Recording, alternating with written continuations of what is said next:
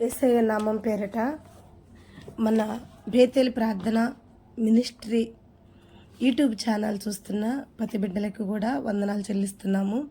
దేవుడు అనుదినము మీకును మీకు కలిగిన సమస్తానికి దేవుడు యొక్క కృప సన్నిధి తోడుగా ఉండునుగాక. ఆమేన్. మరి మనం ఈ లెంట్ డేస్లో ఈ 40 మెట్లు అనే ఒక దీక్షను పాలవుతున్నాము.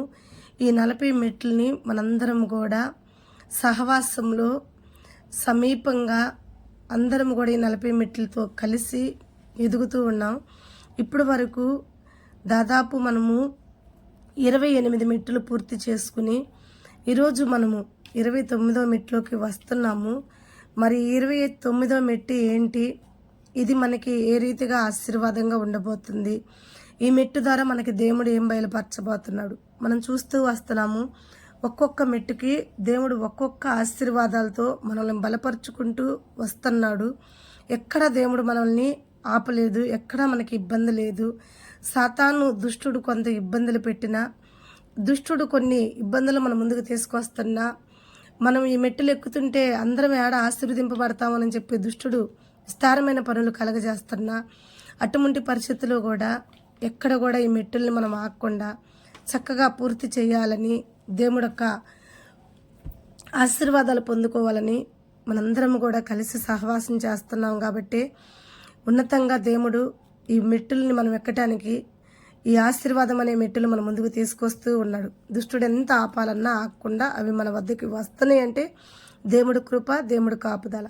మరి ఈరోజు వాక్యం మనం చూసుకుందాం. ఈరోజు మనం ఎక్కుతున్న మెట్టు 29వ మెట్టు. ఈ మెట్టులో మనం ఏం నేర్చుకుంటున్నామంటే ఇర్మియాను మనం చూస్తాం. ఈరోజు ఇర్మియా ఒక లోయలో పడిపోయి ఉంటాం. ఇర్మియాని ఆహారం లేకుండా నీళ్లు లేకుండా చంపేయాలని శత్రువులు కొందరు కుట్ర పొంది ఉంటాం ఇక్కడ మనం చూస్తాం. అయితే ఈ మెట్టు ద్వారా మనం చూసేది ఏంటి, ఇర్మియా గ్రంథం 38వ అధ్యాయము 29వ వచనం. ఇర్మియా గ్రంథం 38వ అధ్యాయము 9వ వచనం. ఈ 9వ వచనంలో మనం చూస్తే ఇర్మియా గురించి ఒక వ్యక్తి రాజుకు తెలియజేస్తున్నారు. అయ్యా, ఇర్మియా మీద కుట్ర జరుగుతుంది, ఇర్మియాని లోయలో పడేశారు, ఇర్మియాకి ఆహారం పెట్టకుండా ఇర్మియాని చంపాలని మరి పంచులు వేసి ఉన్నారని చెప్పి రాజు వద్దకి ఆ మాటలు తెలియజేస్తున్నాడు.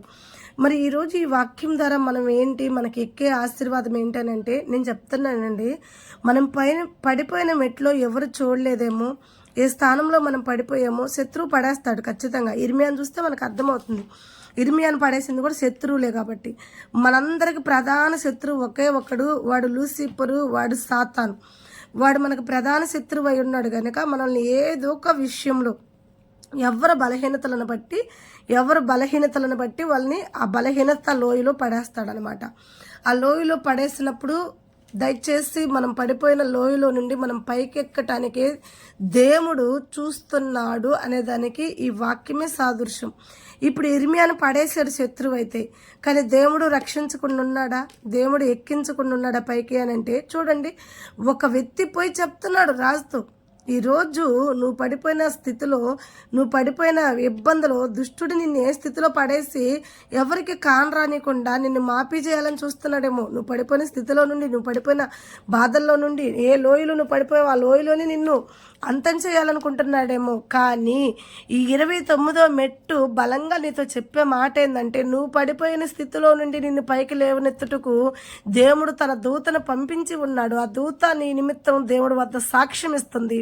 తప్పకుండా నువ్వు ఏ స్థితిలో పడిపోయి ఉన్నావో, ఏ పరిస్థితిలో సాతాను నిన్ను పడేసి, సాతాను అనుకుంటున్నాడేమో, సంకల తట్టుకుంటున్నాడేమో, నవ్వుకుంటున్నాడేమో, ఇంక నువ్వు పైకి ఎక్కలేవు, అయిపోయింది, ఇంకా నీ దిగులుతో, నీ బాధతో, నీ సమస్యతో, నీ వేదనతో నువ్వు కుంగిపోయి కుషించిపోయి ఇంక నువ్వు నశించిపోతావని వాడు అనుకుంటున్నాడేమో. వాడికి తెలియని విషయం ఏంటంటే, నశించిపోయేదాన్ని వెతికి రక్షించువాడు మన పక్షాన ఉన్నాడు. ఈరోజు అదే జరుగుతుంది. 29వ మెట్లో దేవుడు నీకు ఇస్తున్న వాగ్దానం ఏంటంటే, ఏ స్థితిలో సాతాను నిన్ను నశింప చేస్తున్నాడో నేను నిన్ను వెతికి రక్షించి ఆ స్థితి నుండి నేను విడిపించుదును గాక. God bless you. దేవుడు నిన్ను దీవించి అభివృద్ధి చేసి నశించిపోతున్న నిన్ను ఆయన వెతికి రక్షించడానికి దేవుడు సమీపంగా ఉన్నాడు కనుక నువ్వు భయపడద్దు.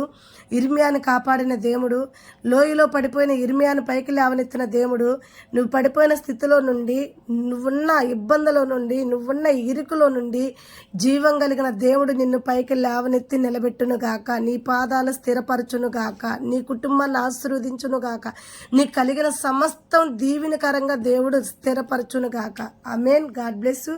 ఈ వాక్యం నీకు నచ్చిన ఎడల మన యూట్యూబ్ ఛానల్ సబ్స్క్రైబ్ చేసుకో, అనేకరికి ఈ వాక్యాన్ని ఫార్వర్డ్ చేయండి, దయచేసి ఈ వాక్యానికి లైక్ చేయండి. Praise lord.